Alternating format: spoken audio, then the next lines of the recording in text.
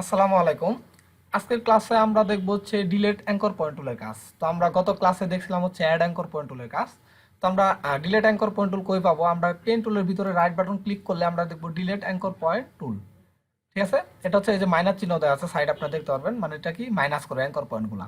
তো গত ক্লাস আমরা দেখছিলাম যে অ্যাঙ্কর পয়েন্ট প্লাস করে। জাস্ট আমরা এখান থেকে এখন কি নিব, একটা রেক্টেঙ্গুলার টুল নিব। নেওয়ার পরে জাস্ট একটা রেক্টেঙ্গুলার নেই। আমরা এর আগে দেখছিলাম ক্লাসে দেখছিলাম add anchor point tool. Add anchor point tool কি করে, জাস্ট ক্লিক করলে আমাদের একটা পয়েন্ট অ্যাড করে দেয়। আবার এই পয়েন্টটাকে যদি আমরা ডিলিট করতে চাই, তাহলে হচ্ছে কি আমরা যদি ডিলিট অ্যাঙ্কর পয়েন্ট টুলে যাই, যাওয়ার পর যদি এখানে ক্লিক দিই, অ্যাড অ্যাঙ্কর পয়েন্টটা আর থাকবে না। দেখতে পাচ্ছি? জাস্ট আবার যাই, এখানে আমরা অ্যাড অ্যাঙ্কর পয়েন্ট টুলের সাহায্যের ভিতরে একটা অ্যাঙ্কর পয়েন্ট নিলাম, নিছি না? জাস্ট হচ্ছে নেওয়ার পরে আমরা কি করতে পারি, এটাকে যদি ডিরেক্ট সিলেকশন টুলের মাধ্যমে সিলেক্ট করি, তাহলে এই যে দেখতে পারবে আরেকটা পয়েন্ট অ্যাড হয়েছে এখানে। জাস্ট এটাকে আমরা ধরে এইদিকে আনি, জাস্ট এক্সট্রা সিলেক্ট করি, সিলেক্ট করে এইদিকে নিয়ে আসি। তো নিয়ে আসার পরে আমরা এখন যদি ডিলেট অ্যাঙ্কর পয়েন্ট টুলের কাজ হচ্ছে এটাকে ডিলিট করে জাস্ট এখানে ক্লিক দিলে এটা ডিলিট হয়ে যাবে, ডিলিট হয়ে একদম সরল হয়ে যাবে। তো এটা কোনো সমস্যা না। তো আমরা এদিকে আসি, এটাকে সিলেক্ট করি, আবার একটু এটাকে আমি পার্টটা একটু বড় করে দিই, স্ট্রোকটা। তো আসে, এখন আমি চাচ্ছি যে আমাদের এই পয়েন্টটা, এই কর্নারের পয়েন্টটা ডিলিট হয়ে যাক। জাস্ট আমি যদি সিলেক্ট করি এখান থেকে ডিলিট সিলেকশন টুলের কি ডিরেক্ট সিলেকশন টুলের মাধ্যমে যদি আমরা এটাকে সিলেক্ট করি একটা কর্নারকে, এবং এখান থেকে ডিলেট অ্যাঙ্কর পয়েন্ট টুলে ক্লিক দেওয়ার পরে যদি এখানে আমরা একটা ক্লিক দিই, তাহলে অ্যাড অ্যাঙ্কর পয়েন্টটা ডিলিট হয়ে যাবে, সরাসরি আমার কি এখন ত্রিভুজ হয়ে যাবে একটা। বুঝতে পারছি? আর অ্যাড অ্যাঙ্কর পয়েন্ট টুলের কাজ কি হচ্ছে, এটাকে অ্যাড করে দেবে, এখানে ক্লিক দিলে এটা অ্যাড হয়ে যাবে। জাস্ট ডিরেক্ট সিলেকশন টুলের মাধ্যমে এখানে ক্লিক দিয়ে আমরা অ্যাড করাতে পারবো, এটাই কাজ। তো আমরা যাচ্ছি এই কর্নারটা ডিলিট হয়ে যাক। তো এই কর্নারটা সিলেক্ট করার পর আমরা যাই ডিলেট অ্যাঙ্কর পয়েন্ট, বা সিলেক্ট না করলেও হবে, জাস্ট সরাসরি ক্লিক দিলেও হয়ে যাবে।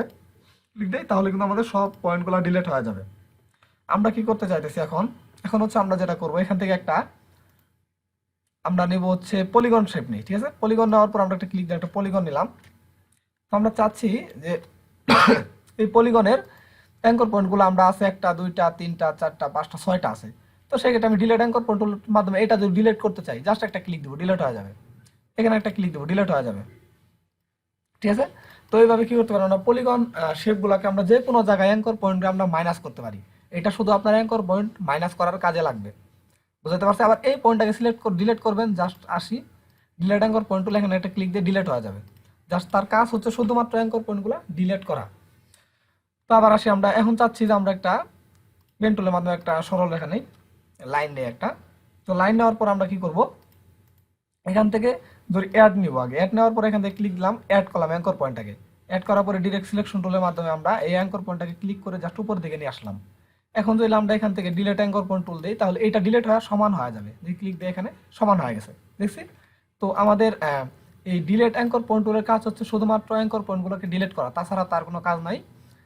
আশা করি সবাই বুঝতে পারছি যে ডিলেট অ্যাঙ্কর পয়েন্ট টুল কীভাবে আপনার কাজ করে। যে কোনো জায়গায় আপনি অ্যাঙ্কর পয়েন্ট কেটে ফেলবেন, ডিলেট অ্যাঙ্কর পয়েন্ট টুলের মাধ্যমে আপনি ওই অ্যাঙ্কর পয়েন্টটাকে কেটে ফেলতে পারবেন, কোনো সমস্যা নাই।